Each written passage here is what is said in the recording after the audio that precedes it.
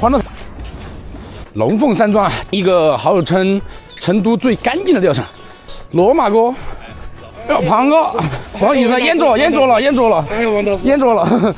今天收费228，放鱼1200。2分钟啊，随时准备跑路啊，因为我觉得我这个位置可能一般。9点了。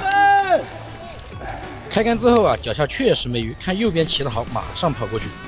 没得鱼啊！没得鱼啊！这里抢了一个鱼之后啊，马上换下一个位置。来了！跑！结果这里一个没抢到，直接跑前面去了。你用了啥？还用了棒棒床？开场累得就抢了一个鱼，没办法，只有拿出倒钓篮。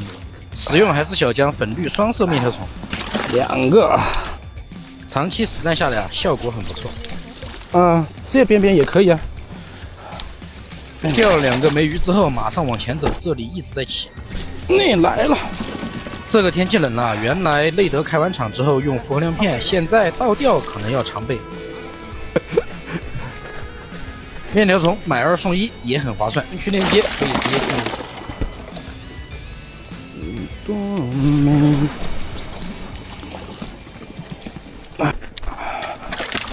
欢乐堂不知道啊。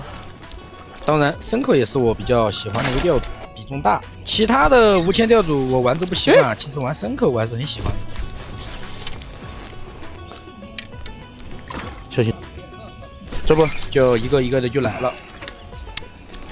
我也不知道他为啥在面前。打远一点试试。老头白一点。这一场我们2个人钓了41斤，然后我钓了15个。